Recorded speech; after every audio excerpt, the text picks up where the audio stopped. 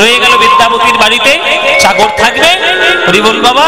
সেই চাকর ঘরের কাজপত্র করে, আর শুধু একটাই তার চাহিদা, ওই গান গিয়ে শুনবে। এই বিদ্যাপতি গান রচনা যখন করে তখন এই উগনাকে ডেকে নেয়, একটা করে গান শোনা। একদিন সকালবেলায় মহামায়া দেবী এসে বলছে, এই উগনা, যা বাজারে যা, ঘরে একটু চালের দানা নেই, চাল না হলে খাবি কি, যা যা গিয়ে বাজারে হাট করে নিয়ে যা।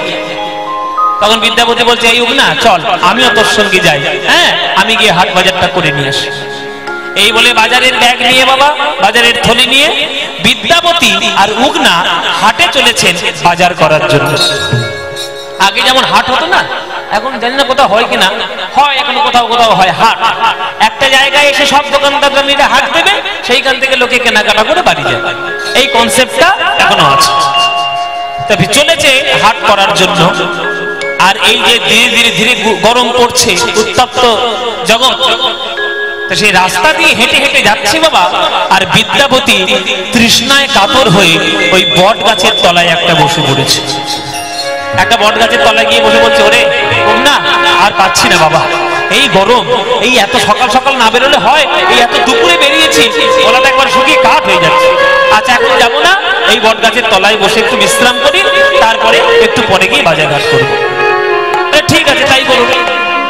উগনা বসে গেল, বিদ্যাপতি বসে গেল, বসে গিয়ে আর বিদ্যাপতির ওই শীতল ছায়া পেয়ে আহ মনটা তার একেবারে গলে যাচ্ছে। বাহ বাহ বাহ বাহ বাহ। এই উগনা, আমার একটা গান মনে পড়ছে, উগনা একটা গান আমার মনে এলো, কিন্তু কাগজ কলম তো নিয়ে আসেনি। হ্যাঁ লিখবো কিসে, আমি গানটা গাইবো, তুই মনে করে ডাকতে পারবি উগনা? নিশ্চয়ই নিশ্চয়ই বাবা ঠাকুর, আপনি গাইবেন আর আমি মনে করবো না, আপনি গান আমাকে, আমার সামনে গান, আমি সব মনে করে রাখবো। ঠিক আছে তাহলে শোন, আমি একটা গান গাই। এই বলে বিদ্যাপতি সেই বট গাছের তলায় বসে গান গাইতে শুরু করেছে। যে গানটি ছিল মহাপ্রভুর অত্যন্ত প্রিয় গান। এবার যে গানটা গাইছে বিদ্যাপতি, এই পদটি মহাপ্রভুর অত্যন্ত প্রিয় পদ, প্রিয় গান, একটা প্রার্থনার পদ। জগন্নাথকে দেখে যখন মহাপ্রভুর কৃষ্ণের কথা মনে হতো, তখন এই গানটা গাইতে গাইতেই জগন্নাথ জগন্নাথ বলে কাঁদতেন। সেই গানটা বিদ্যাপতির, একটা বিখ্যাত বৈষ্ণব পদাবলী আর একটা বিখ্যাত গান। শুনবেন বাবা আপনারা? তাহলে শোনাই আপনাদের এক কলি, গানটা পুরো পদটাই শুনবেন তো? তাহলে চলো বিদ্যাপতির লেখা এক শ্রেষ্ঠ প্রার্থনার পদ আপনাদেরকে শোনাই। মধ্যম দশকোষী তাল, মধ্যম দশকোষী তালের উপর এই গানটি। কীর্তন পদাবলী, কীর্তনের আদি ধারা বাবা বড় বড় তালের গান, যদিও সেইগুলো এখনকার দিনে বড় কম হয়ে যাচ্ছে, কিন্তু সেইগুলোই হচ্ছে আসল গান। সেই গানগুলোই যদি কেউ শুনতে পারে তবে কীর্তন সঠিক শুনবে। এই গানটি বিদ্যাপতির গান। ও হে রাধা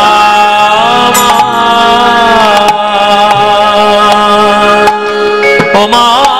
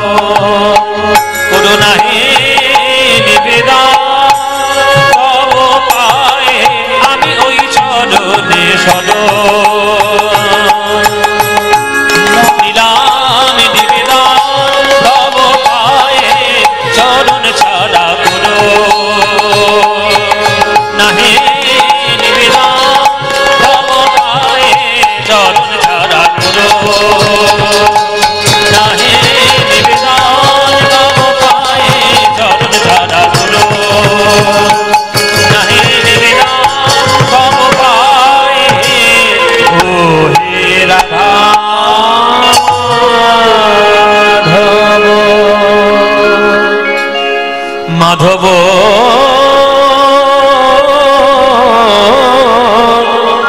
মাধব হে মাধব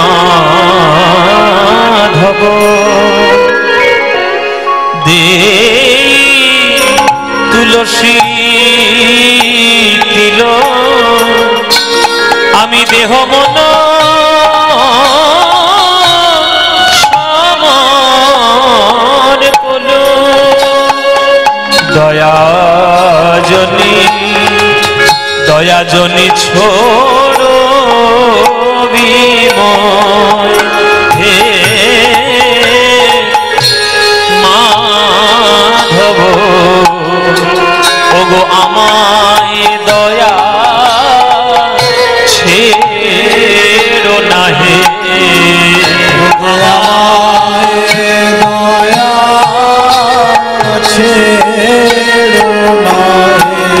আমি চির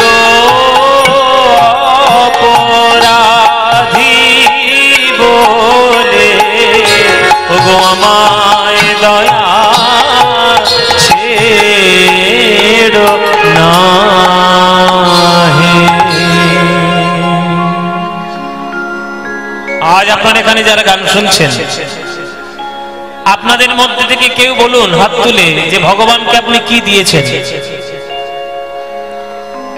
ভগবানকে আপনি কি দিয়েছেন মায়েরা? কিছু দিয়েছেন না, আপনি সবসময় ভগবানের কাছে চেয়েছেন টাকা দাও, গাড়ি দাও, বাড়ি দাও, জমি দাও, ছেলে দাও, মেয়ে দাও, চাকরি দাও, ব্যবসা দাও। সবাই ভগবানের কাছে চায়, ভগবানকে কেউ কিছু দেয় না। চাওয়াটার থেকে যেদিন আপনার দেওয়াটা ইম্পর্টেন্ট হবে সেদিন জানবেন ভগবানের প্রতি আপনার প্রেম বৃদ্ধি হচ্ছে। রাধারানী ভগবানের কাছে কিছু চাননি, শুধু চিরকাল দিয়েই গেছে। আর আমরা ভগবানের কাছে চিরকাল চেয়ে গেছি।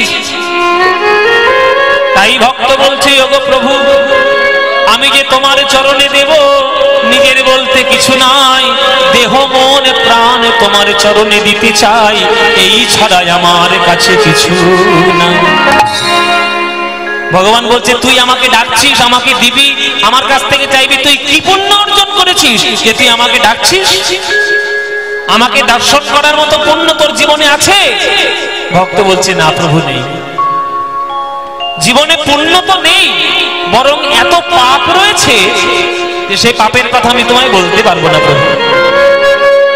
গণইতে দোষ গুণলেশ না পাবি, গণইতে দোষ গুণলেশ না পাবি, জব তুহ করবি বিচার, জব গুণ তো কিছুই পাবে না মাধব, গুণ তো কিছু পাবে না মাধব, কেবল রাশি রাশি দোষ পাবে, আমার গুণ তো কিছুই পাবে না মাধব, কেবল রাশি রাশি দোষ পাবে, গুণ তো কিছু পাবে না মাধব। তুহ জগন্নাথ জগতে কহয়সী,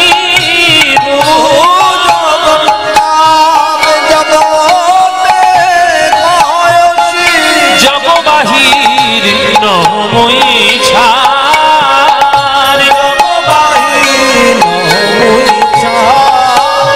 আমি তো জগৎ ছাড়া নই, আমি তো জগৎ ছাড়া নই, তুমি যদি জগন্নাথ হবে তাহলে আমি তো জগৎ ছাড়া নই, তুমি যদি জগন্নাথ হবে আমি তো জগৎ ছাড়া।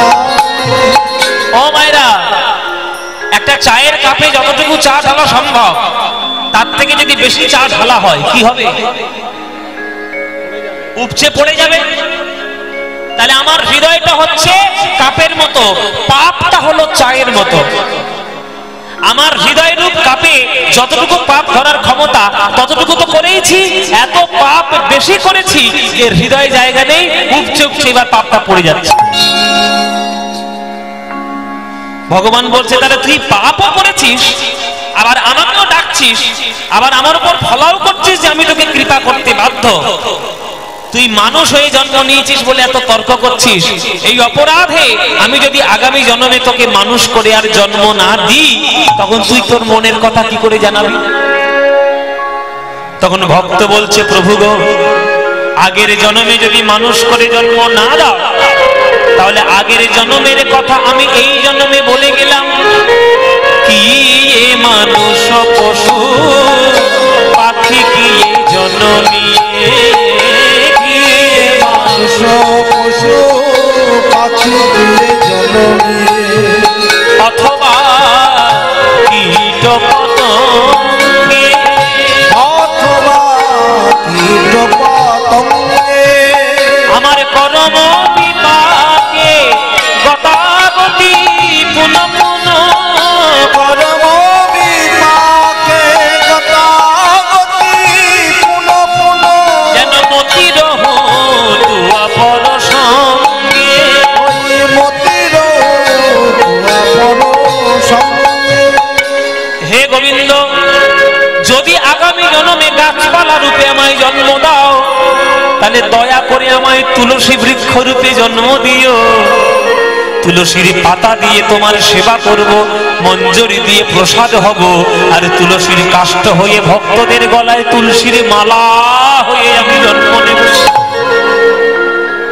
যদি জলের প্রাণী করে জন্ম দাও, তাহলে দয়া করে আমাকে শঙ্খ রূপে জন্ম দিও। তোমার আরতি যখন হবে আমি ফুৎকার মেরে উঠতে পারবো। যদি তুমি পোকামাকড়ে করে জন্ম দাও, দয়া করে আমাকে মৌমাছি করে জন্ম দিও। ফুল থেকে মধু আহরণ করব, আর সেই মধু দিয়ে তোমার প্রসাদ তৈরি হবে। যদি পাখি করে জন্ম দাও, তাহলে ময়ূর করে জন্ম দিও। চূড়ার বেখমের পালক তোমার চূড়ার সেবায় কাজে লেগে যাবে। যদি পশু করে জন্ম দাও, যেন গাভী করে জন্ম দিও। দুগ্ধ রূপে তোমার কাছে প্রসাদ হয়ে জীবন সার্থক করব, আর মরণের পর চর্ম দিয়ে মধুর মৃদঙ্গ হব, হরিনাম সংকীর্তনে বাজাতে লাগবে।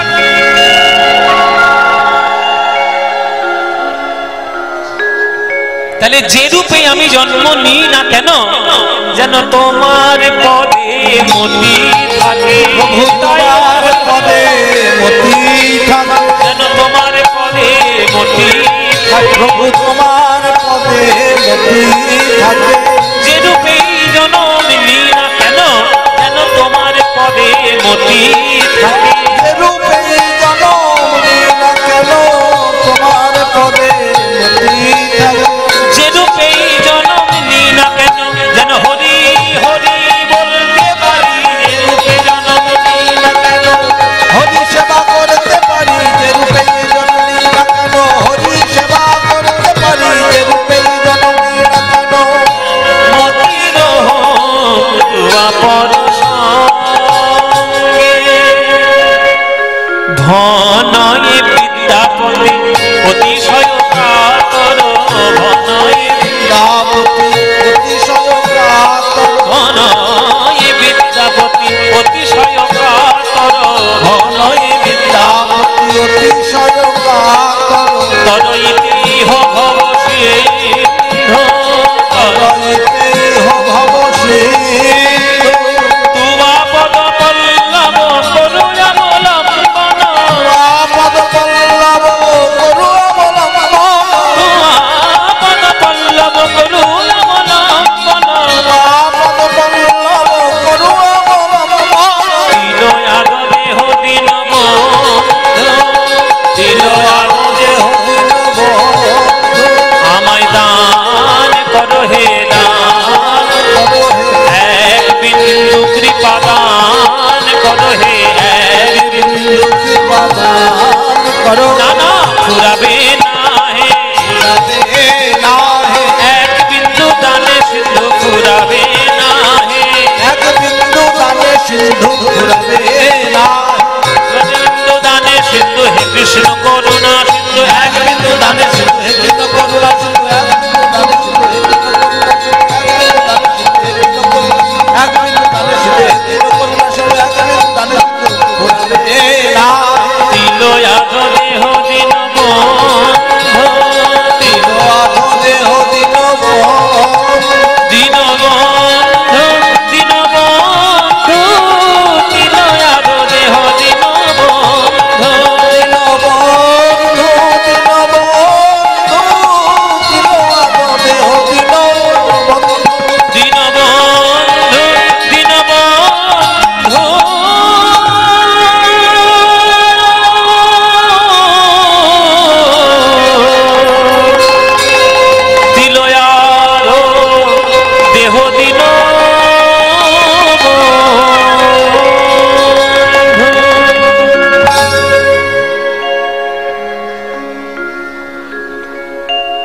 উগনা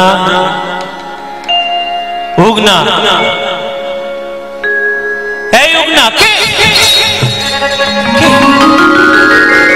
কে আমায় ডাকলো? কে? এই পাগল হলি নাকি? আমি ডাকছি তোকে। ও বাবা ঠাকুর, আপনি? এ কেমন গান শোনালেন বাবা ঠাকুর! এ গান শুনে আমার যেন মনে হলো আমি স্বর্গ মর্ত্য পাতাল ত্রিভুবন একাকার করে শুধু গোবিন্দের চরণে এক গানের মধ্যেই আমি ডুবে গেলাম। বলে গান শুনে তোর আনন্দ হয়েছে? বলে প্রচুর আনন্দ হয়েছে। বলে আনন্দ তো তোর হয়েছে, গলাটা তো আমার শুকিয়েছে। আমার গলা শুকিয়ে গেছে, আমার জন্য জল নিয়ে আয়। কোথায় পাবি জল? জল নিয়ে আয়। জল আনতে যাচ্ছে, উগনা গেল জল আনতে, ঝোপঝাড়ের মধ্যে প্রবেশ করলো। কোথায় নাল, কোথায় নালা, কোথায় পুকুর খাল বিল আছে একটু দেখি। ও মায়েরা, একটা ঝোপের মধ্যে গিয়ে একটু পরে হাতের মধ্যে টলটলে পরিষ্কার জল নিয়ে এসে সামনে ধরেছে বিদ্যাপতির। এই নিন বাবা ঠাকুর, জল পান করুন। বিদ্যাপতি বলছে, এই জল তুই কোথায় পেলি? কোথায় পেলি এই জল?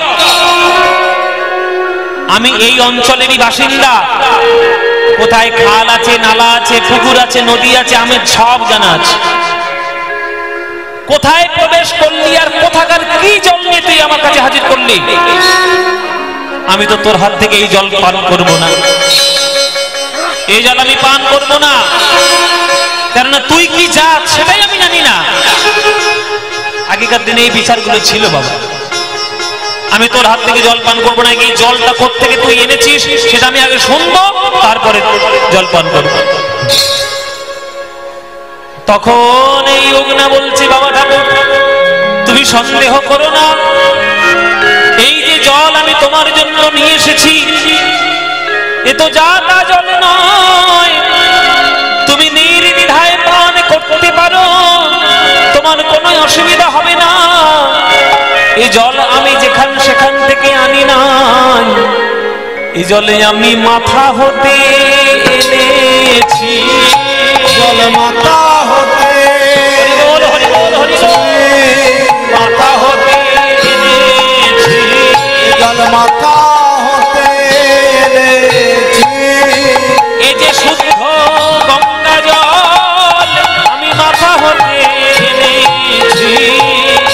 যে শুদ্ধ গঙ্গা জল মাথা হতে এনেছি। ওগো এই যে শুদ্ধ গঙ্গা জল তুমি নির্দ্বিধায় পান করো। এই যে শুদ্ধ গঙ্গা জল নির্দ্বিধায় পান করো। এই যে শুদ্ধ গঙ্গা জল নির্দ্বিধায় পান করো। এই যে শুদ্ধ গঙ্গা জল নির্দ্বিধায় পান করো। এই যে শুদ্ধ গঙ্গা জল নির্দ্বিধায় পান করো। আমি মাথা হতে এনেছি। কে? কে তুমি? কে তুমি? মাথা হতে জল? মাথা থেকে তো কেউ জল আনতে পারে না। শুদ্ধ গঙ্গা জল তুমি মাথা থেকে এনেছো, তাহলে তুমি কে? বলুন বাবা কে? বলো মায়েরা কে?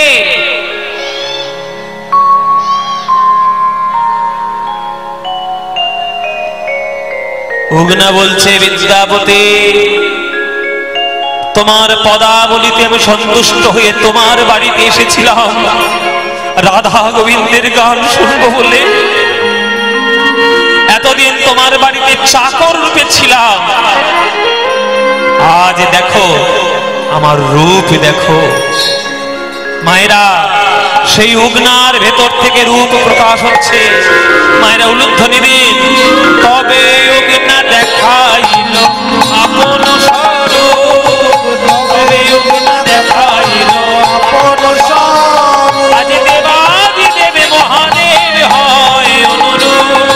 দেবাদি দেবে মহাদেব হয় অনুরূপ। আজ দেবাদি দেবে মহাদেব হয় অনুরূপ। দেবাদি দেবে মহাদেব হয় অনুরূপ।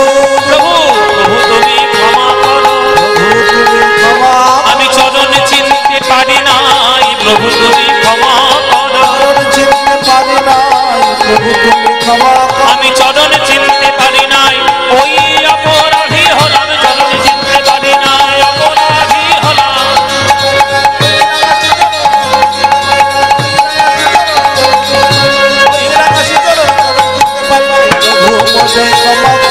প্রভু তুমি ক্ষমা করো।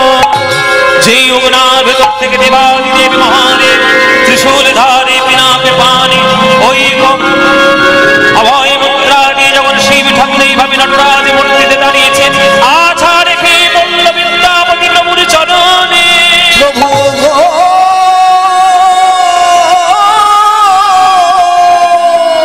প্রভু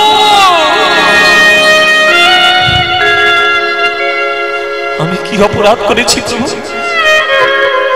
আমার বাড়িতে তুমি আমার কুলের দেবতা, তুমি আমার কুলের ভগবান, আর আমার বাড়িতে তুমি চাকর হয়ে রইলে। কত কটু কথা বলেছি, কত উঁচু স্বরে কথা বলেছি, কিন্তু তুমি এই কাজ কেন করলে প্রভু? মহাদেব বলছে, ওরে বিদ্যাপতি, যার গানের মধ্যে শুধু ব্রজ প্রেম রস পাওয়া যায়, আমি তোকে বলেছিলাম জগতের শ্রেষ্ঠ সম্পত্তি হলো প্রেম, তুই লাভ কর। আমার স্ত্রী দুর্গার করুণায় সেই প্রেম তুই এত পূর্ণভাবে লাভ করেছিস যে তোর গান শোনার জন্য আমি কৈলাসে আর থাকতে পারলাম না, আমি তোর কাছে চলে এসেছি বাবা। তবে তুই আমার স্বরূপ দেখেছিস, কাউকে যেন বলে দিস না আমার স্বরূপ কি, কারণ একবার যদি বলে দিস আর আমি তোর বাড়ি থাকতে পারবো না, আমাকে চলে যেতে হবে। বাড়িতে ফিরে এলো ওনাকে নিয়ে বিদ্যাপতি, রেগে গেল মহামায়া। উগনা, বাবুর সঙ্গে জমিদারি দেওয়ার জন্য বাজারে গেছিলিস, চাল কোথায়, বাজার কোথায়, আমি রান্না করবো কি? হাঁড়ির মধ্যে শুধু জল ফুটছে, তোরা চাল নিয়ে নে, তবে আমি ভাত চড়াবো। আর তোর এত বড় স্পর্ধা, তুই জমিদার হয়ে গেছিস, যা যা বাজারে যা, যা তুই বাজারটা করে নিয়ে আয়। তখন বিদ্যাপতি বলছে, মহামায়া কার প্রতি কি করছো এমন করে? ভদ্রভাবে কথা বলো। আরে ভদ্রভাবেই বলছি, চাকরের সঙ্গে আবার কি বলবো? এই যাবি কিনা বল? যাবি না? এই বলে একটা লাঠি নিয়ে এই বিদ্যাপতির স্ত্রী মহামায়া যখন ওই অগ্নার অঙ্গে আঘাত করতে যাবে, মহামায়া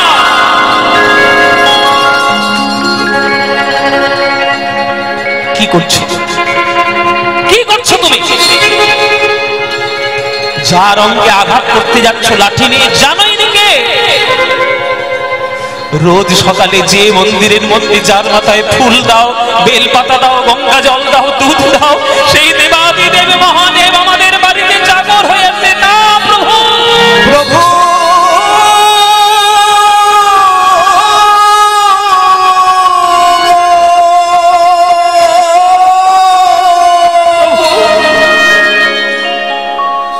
তুমি কেন করলে প্রভু? স্বামী স্ত্রী দুজনেই চরণে জড়িয়ে ধরে কাঁদছে, কিন্তু তারা আর কি কাঁদছে বাবা, শিব ঠাকুর তার থেকে আরো বেশি কাঁদছে। ওরে বিদ্যাপতি, তোকে যে আমি বারবার বললাম আমার পরিচয় বলবি না সবার কাছে, তোর স্ত্রীর কাছে তুই বলে দিবি, আর আমি তোর বাড়িতে থাকতে পারবো না, এইবার আমাকে ফিরতে হবে কৈলাস। না প্রভু, আমরা তোমাকে যেতেই দেবো না আমাদের বাড়ি ছেড়ে। এরকম বলতে নেই, আমাকে যেতেই হবে।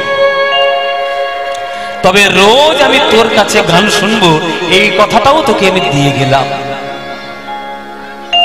যে বট গাছের তলায় বসে তুই গান শুনিয়ে আমাকে ভাব সমাধিস্থ করে দিয়েছিস, কিছুদিনের মধ্যেই সেই বট গাছের তলা থেকে পাতাল ভেদী মহাদেব রূপে শিবলিঙ্গ রূপে আমি প্রকাশিত হব, আর ওইখানে গিয়ে তুই রোজ একটা করে আমাকে গান শুনিয়ে আসবি।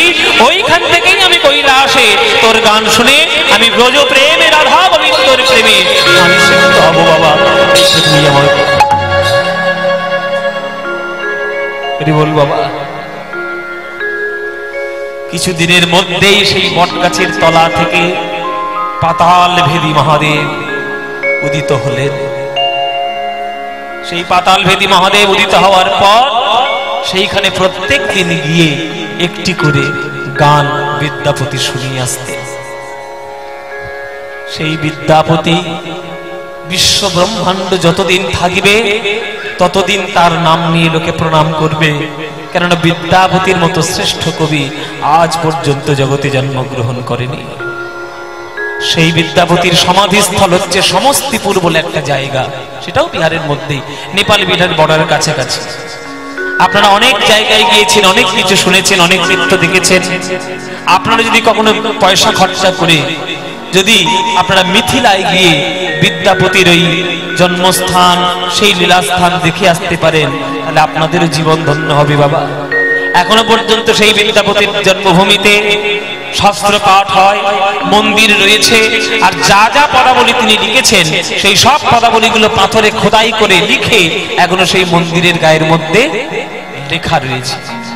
সেই গান, সেই পদ আপনারা অবশ্যই শুনতে পাবেন আর দেখতেও পাবেন। আর সেই বিদ্যাপতির নামে সবাই একটু জয়ধ্বনি দেবেন।